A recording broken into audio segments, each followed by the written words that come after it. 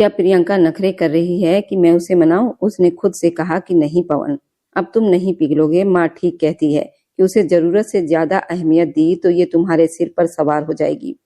उसने तकिया कान पर रख लिया, अपने दिमाग में उठने वाली उन सोचों को दबा दिया जो उसे पुकार पुकार कर कह रही थी कि बाहर कुछ गलत हो रहा है।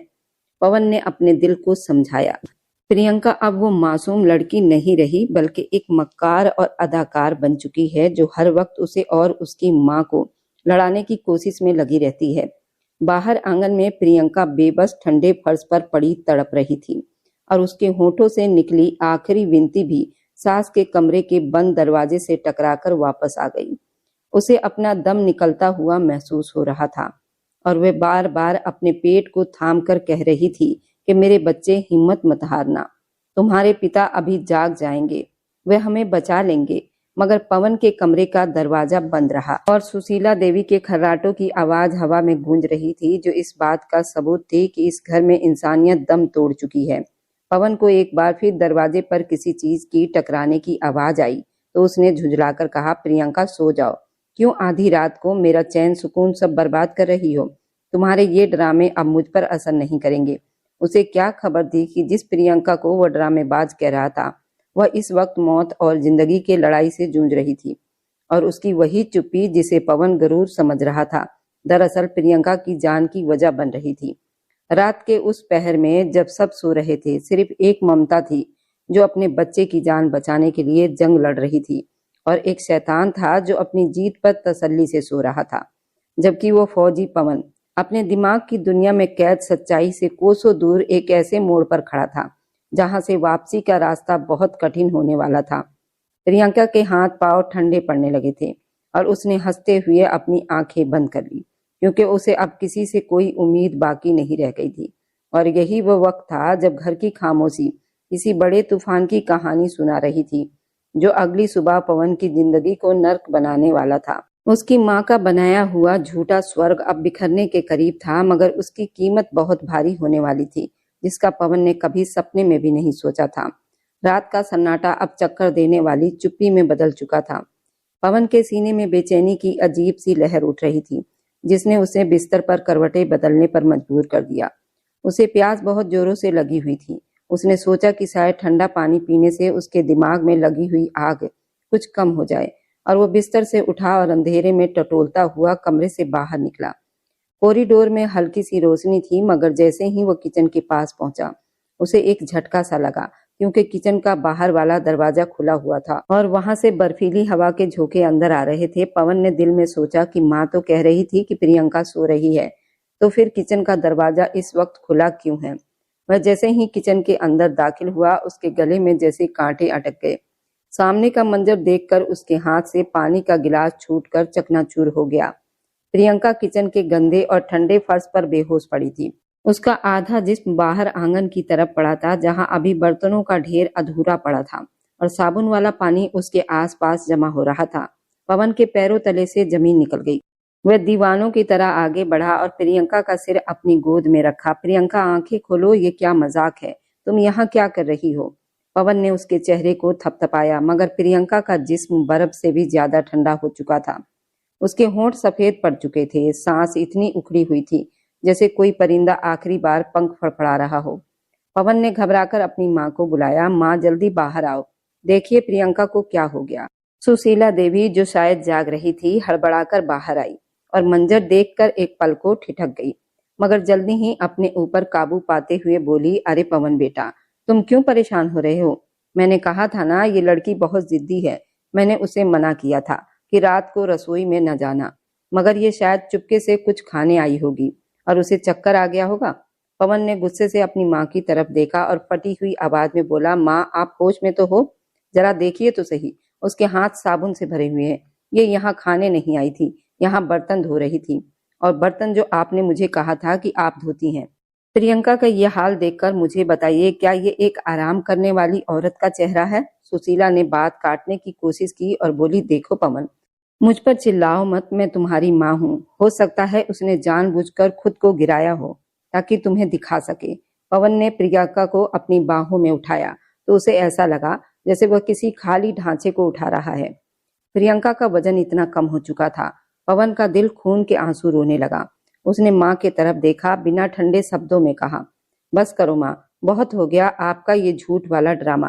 प्रियंका की ये हालत एक दिन में नहीं हुई है। उसे महीनों से भूखा रखा गया है। उसे इस हाल में मजबूरी में लाया गया है। आप तो कहती थी कि वह राजकुमारी की तरह रहती है। क्या राजकुमारी किचन के फर्श पर बेहोश मिलती हैं? प्रियंका ने हल्की सी आंख खोली और पवन के कपड़ों को अपने कमजोर हाथों से मुट्ठी में भर लिया और बहुत धीमी आवाज में बोली, पवन मुझे बचा लो, मेरा बच्चा पेट में नहीं चल रहा। माँ जी ने कहा था कि अगर मैंने ये बर्तन साफ ना किए तो वो मुझे कमरे में नहीं जाने देगी। मुझे बहुत ठंड लग रही है। ये सुनकर पवन की आंखों से आंसू बहने लगे। उसने प्रियंका को संभाला और गाड़ी की चाबी उठाई। तभी सुशीला ने आगे बढ़कर उसका रास्ता रोकना चाहा और बोली, पवन मेरी बात सुनो, ये सब ड्रामा कर रही है। तुम इसे अस्पताल लेकर जाओगे तो पैसे खराब होंगे। मैं इसे अभी घर का बना हुआ लड्डू खिलाऊंगी, ये ठीक हो जाएगी। पवन ने एक झटके से अपनी माँ का हाथ दूर किया और दहाड़ कर बोला, माँ हट जाइए मेरे रास्ते से, भगवान के लिए अब अपनी जुबान बंद रखो। आपकी इस ममता ने मेरी जिंदगी बर्बाद कर दी। मैं सरहद पर दुश्मनों की गोलियां सहने के लिए तैयार था, मगर मुझे क्या मालूम था कि मेरे घर के अंदर ही एक ऐसा जल्लाद बैठा है जो मेरी पत्नी और मेरे बच्चे का कातिल बनना चाहता है। पवन प्रियंका को लेकर गाड़ी की तरफ भागा। पीछे सुशीला खड़ी बड़बड़ाती रही, देखो कैसे जोरू का गुलाम बन गया है। मेरी एक नहीं सुन रहा, मगर पवन को अब कुछ सुनाई नहीं दे रहा था। उसे सिर्फ प्रियंका की वह उखड़ी सांसें सुनाई दे रही थी जो उसे कह रही थी कि फौजी तुम सरहद तो जीत गए हो मगर अपना घर हार गए हो। उसे याद आ रहा था कैसे वह अपनी माँ की हर बात मानता रहा और प्रियंका की हर चीखों को अनसुना करता रहा। उसे एहसास हुआ वो कितना बड़ा पाप कर चुका है, जिसने एक मासूम जान को इस नर्क में अकेला छोड़ दिया था। गाड़ी स्टार्ट करते हुए पवन ने प्रियंका के माथे पर हाथ रखा जो अभी आग की तरह तप रहा था। उसने दिल में वादा किया कि अगर आज प्रियंका को कुछ हो गया तो वह कभी खुद को और अपनी माँ को माफ नहीं करेगा। सड़क पर गाड़ी नहीं बल्कि अपनी जिंदगी की आखिरी उम्मीद को दौड़ा रहा था, जबकि प्रियंका बेहोशी में सिर्फ एक ही शब्द दोहरा रही थी कि पवन मुझे माफ कर देना, मैं तुम्हारी सेवा नहीं कर सकी। पवन का जी चाह रहा था कि वह अपना सिर स्टीयरिंग पर मार दे, क्योंकि उसे पता चल चुका था कि उसकी माँ की बनाई हुई सारी झूठी कहानी एक भयानक नर्क बन चुकी थी, जिसका ईंधन उसकी अपनी मोहब्बत बन रही थी। वह बार बार प्रियंका से कह रहा था, प्रियंका आंखें खोल कर रखो, देखो मैं आ गया हूँ, अब कोई तुम्हें हाथ भी नहीं लगाएगा, अब तुम्हें कोई बर्तन नहीं धोने पड़ेंगे। प्रियंका की गर्दन एक तरफ ढलकती जा रही थी। पवन की चीखों ने रात के सन्नाटे को चीर दिया था।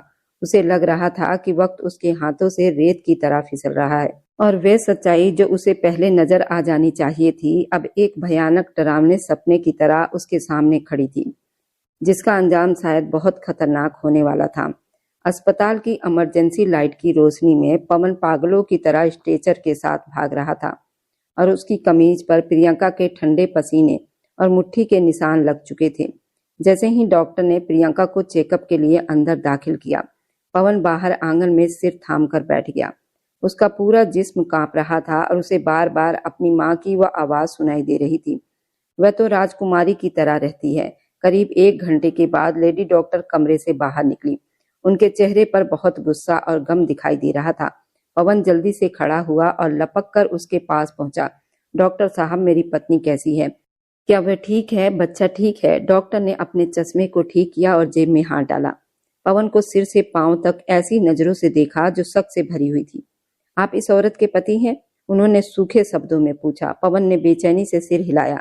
डॉक्टर ने एक लंबी सांस भरी और तेज आवाज में कहना शुरू किया, शर्म आनी चाहिए आपको। आपकी पर्सनैलिटी तो बताती है कि आप देश की हिफाजत करते हैं, मगर क्या अपनी पत्नी की हिफाजत करना आपके फर्ज में शामिल नहीं था? ये औरत जिसे आप यहाँ लेकर आए हैं, ये मरीज नहीं है, ये एक लाश है जिसे जिंदा रहने के लिए जरा बराबर भी सहारा नहीं दिया गया। पवन का गला सूख गया। उसने हकलाते हुए पूछा, डॉक्टर आप क्या कह रही हैं? मेरी माँ तो कहती है कि वह उसे ठीक से खाना और दूध पिलाती है। डॉक्टर ने गुस्से से हंसते हुए कहा, कैसा खाना, कैसा दूध? इस औरत के जिस्म में खून का एक कतरा भी नहीं बचा है। उसके बच्चेदानी में पिछले 12 घंटे से सिवाय दर्द और सूखेपन के कुछ नहीं गया और वह सबसे ज्यादा भूखे पेट रही है। उसके हाथ पांव की रंगत बता रही है कि उसे ज्यादा सर्दी में भारी काम पर लगाया गया था। उसकी कलाइयां देखिए, नीली पड़ चुकी है। क्या आपके घर में प्रेग्नेंट औरतों से बर्तन धुलवाए जाते हैं? पवन के सीने में जैसे किसी ने हथौड़ा मार दिया हो।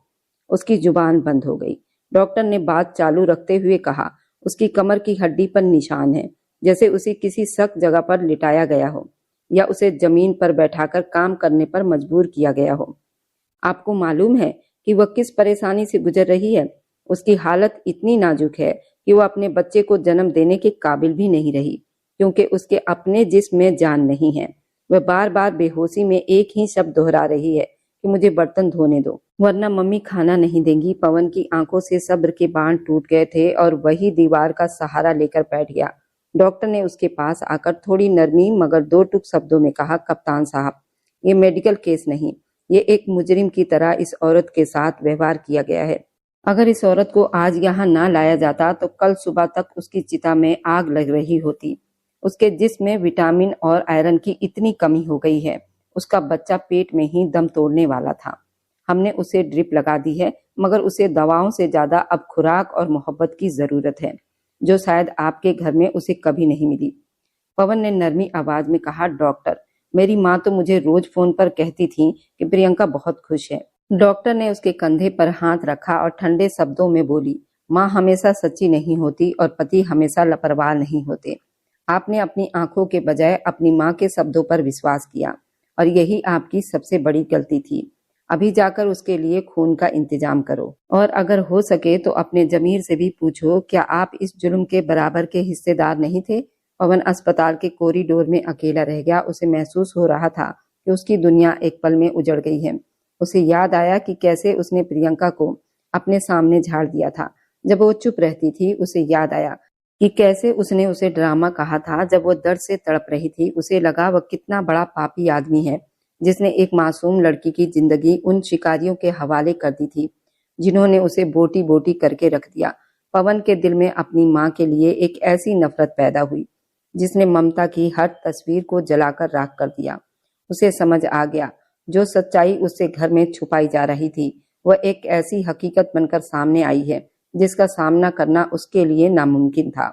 उसने फैसला किया कि अब और ज्यादा चुप नहीं रहेगा। प्रियंका के हर आंसू का हिसाब उन लोगों से लेगा जिन्होंने उसके घर को नर्क बना दिया था।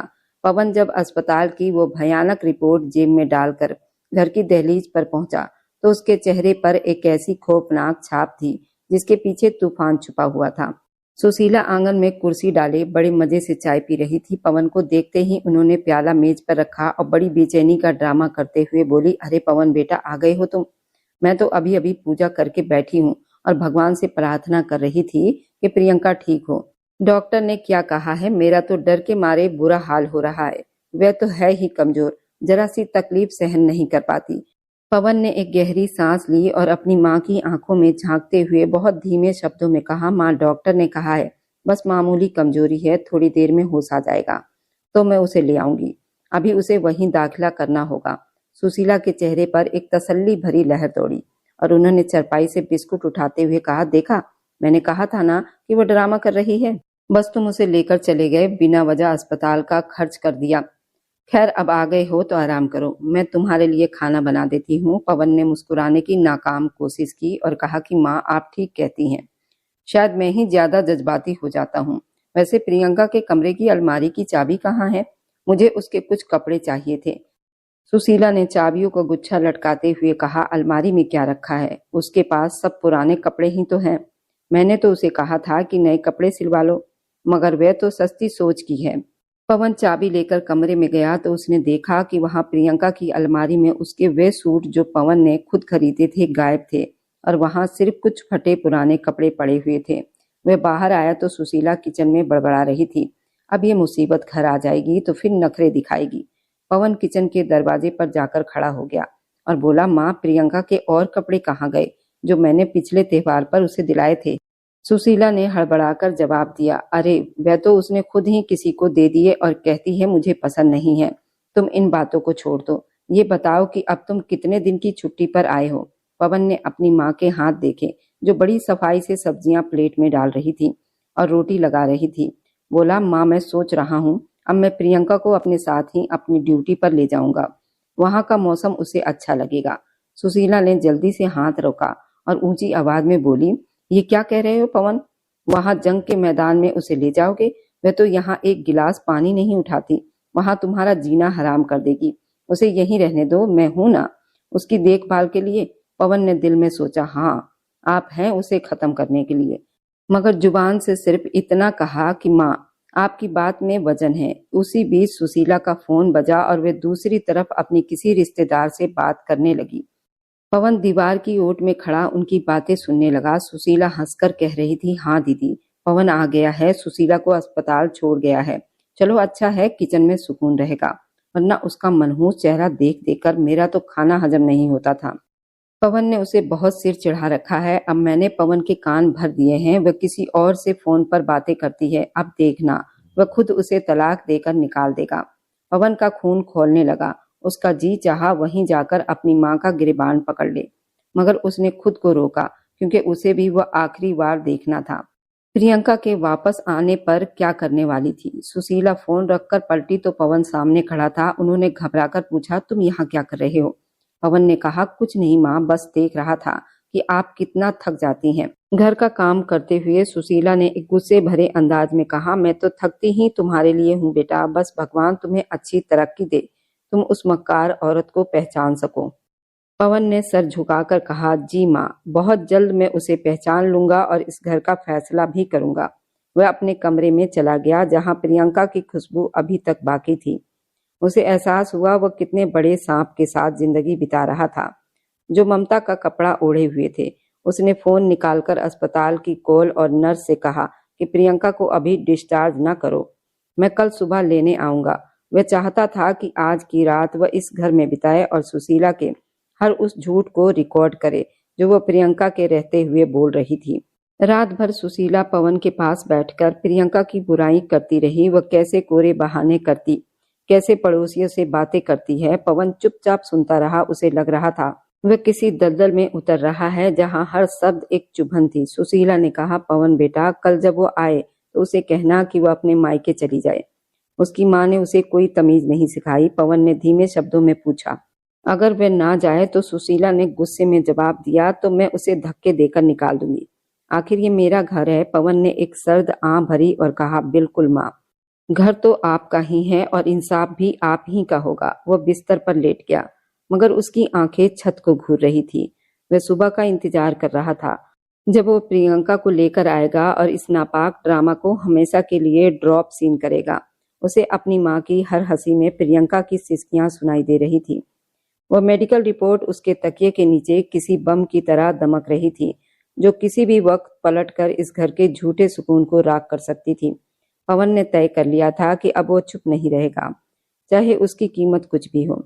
अगली सुबह जब पवन अस्पताल से प्रियंका को लेकर घर पहुंचा तो प्रियंका के चेहरे पर डर की एक लहर साफ दिखाई दे रही थी। वह बार बार पवन का हाथ थामकर धीरे से कहती थी, पवन प्लीज, मुझे यहाँ मत छोड़ो, मुझे डर लग रहा है। माँ जी बहुत गुस्से में होंगी। पवन ने धोरे से काम लेते हुए प्रियंका को कमरे में लिटाया और प्यार से उसके सर पर हाथ रखकर कहा, प्रियंका तुम बस आराम करो, मैं यही हूँ, कोई तुम्हें कुछ नहीं कहेगा। वह प्रियंका को लिटाकर बाहर निकला तो सुशीला किचन से आंगन में आई और माथे पर तेवरी चढ़ाकर बोली, अरे आ गई मैडम, अभी तो मैंने सोचा था कि कुछ दिन आराम से बिताऊंगी। पवन देखो, मैंने पहले ही कह दिया था, इस नखरे वाली के नखरे में नहीं उठाऊंगी। पवन ने चुपचाप अपना मोबाइल निकाला और कमरे के पर्दे के पीछे छुपकर रिकॉर्डिंग ऑन कर दी। सुशीला समझी कि पवन बाहर चला गया। वह गुस्से में तिलमिलाती हुई प्रियंका के कमरे में दाखिल हुई। प्रियंका का कंबल खींचकर उसे बेड से नीचे उतारने की कोशिश करने लगी और जोर से चिल्लाई, बहुत नाटक कर लिया तुमने। पवन के सामने बड़ा तमाशा लगाया कि तुम बेहोश हो गई हो। अब उठकर जा और वह ढेर कपड़े धो जो इतने दिन से पड़े हुए हैं, और खबरदार जो पवन को एक शब्द भी कहा, वरना उसे कहूंगी तुमने अस्पताल में किसी अनजान आदमी से बात की है। मैं तुम्हारे किरदार पर ऐसे दाग लगाऊंगी वह तुम्हें अपनी जूती की नोक पर रखेगा। प्रियंका रोते हुए उनके पैरों में बैठ गई, बोली, माँ जी भगवान के लिए मुझ पर तरस करिए। डॉक्टर ने कहा है कि मैं बहुत कमजोर हूँ, मेरा बच्चा खतरे में है। मैं अभी किचन का काम नहीं कर सकती, ना मैं बर्तन धो सकती हूँ। सुशीला ने उसे जोर से धक्का दिया और बोली, बच्चा मरता है तो मर जाए, मुझे तो वैसे भी तुम्हारी औलाद नहीं चाहिए थी। मैं तो चाहती हूँ कि तुम इस घर से दफा हो जाओ ताकि मैं पवन की दूसरी शादी अपनी सहेली की बेटी से करा दूं। तुम एक बोझ हो जो मेरे बेटे के गले में पड़ गई हो। अभी पवन बाहर गया, उसके आने से पहले किचन साफ हो जाना चाहिए, वरना आज रात तुम्हें आंगन में सोना पड़ेगा। पवन जो पर्दे के पीछे खड़ा ये सब कुछ सुन रहा था, उसका खून खौल उठा और वह एकदम सामने आया और गरज कर बोला, बस करो माँ, बहुत हो गया आपका ये घटिया खेल। सुशीला पवन को देखकर बिल्कुल सुन रह गई। उनके चेहरे से रंगत उड़ गई और वह हकलाते हुए बोली, पवन बेटा तुम यहाँ कब आए? मैं तो उसे प्यार से समझा रही थी कि बेटा थोड़ा चल फिर लिया करो। पवन ने अपना मोबाइल उनके सामने लहराया, सर्द शब्दों में कहा, मैं सब रिकॉर्ड कर चुका हूँ माँ। आपकी वह ममता भी और वह जहर भी जो आप मेरी गैर मौजूदगी में उंगली करती रही हो। आप तो कहती थी वह इस घर में खुश हैं, लेकिन आज आपका असली चेहरा मेरे सामने है और अब फैसला भी मेरे सामने ही होगा। प्रियंका आपकी बेटी है, क्या माँ के ऐसे रूप होते हैं? आपने मेरे बच्चे की मौत की तमन्ना की, आपने उस मासूम पर इल्जाम लगाए जो कोई दुश्मन भी नहीं लगाता। सुशीला ने रोने का ड्रामा शुरू किया, बोली, पवन तुम अपनी माँ पर एक पराई औरत के लिए शक कर रहे हो। मैंने तुम्हें पाला है। पवन ने उनकी बात काट कर कहा, आपने मुझे पाला है, मगर आज आपने मेरे अंदर के बेटे को मार दिया है। मैं डॉक्टर की रिपोर्ट भी देख चुका हूँ, अब आपका ये चेहरा भी देख लिया है। अब इस घर में आपका कोई हुक्म नहीं चलेगा। प्रियंका उठो, हम इसी वक्त यहाँ से जा रहे हैं। प्रियंका ने हैरानी और खुशी के मिले जुले असर से पवन को देखा। सुशीला चिल्लाने लगी, अगर तुम इस मनहूस के साथ गए तो मेरा मरा हुआ मुंह देखोगे। पवन ने मुड़कर देखा और कहा, माँ मरा हुआ मुंह तो आप प्रियंका का देखना चाहती थी ना। मैं तो बस अपनी जिंदगी बचाने जा रहा हूँ। इस घर से बहुत अच्छी है वो बॉर्डर की चट्टानें, जहाँ कम से कम पीठ पीछे छुरा तो नहीं घोंपा जाता। पवन ने प्रियंका का सामान एक छोटे से बैग में डाला और उसे सहारा देकर गाड़ी में बिठाया। सुशीला आंगन में खड़ी उन्हें बुरा भला कहती रही, मगर पवन के कान अब पत्थर के हो चुके थे। वो प्रियंका को लेकर एक छोटे मगर साफ सुथरे किराए के मकान में शिफ्ट हो गया, जहाँ सुकून ही सुकून था। कुछ वक्त बाद जब प्रियंका की रंगत वापस आने लगी और वह ठीक महसूस करने लगी, तो एक शाम पवन उसके पास बैठा और उसका हाथ थाम कर रो पड़ा। प्रियंका मुझे माफ कर देना, मैं कितना अंधा था। मैंने अपनी माँ के झूठ को सच माना और तुम्हें उस नर्क में अकेला छोड़ आया। प्रियंका ने उसके आंसू पोंछे और मुस्कुराकर कहा, पवन अब सब कुछ ठीक हो गया है, आपको पता चल गया है, यही मेरे लिए काफी है। पवन ने अब तय कर लिया था कि प्रियंका को कभी किसी दुख का साया भी नहीं छूने देगा। और इधर सुशीला उस बड़े से बंगले में बिल्कुल अकेली रह गई थी। उनकी उस सहेली की बेटी जिसके वह सपने देखती आई थी, उसने भी उनसे अपना रिश्ता तोड़ लिया था, क्योंकि पवन ने उसे पैसे देना बंद कर दिए थे। अब सुशीला खुद किचन में बर्तन धोती थी।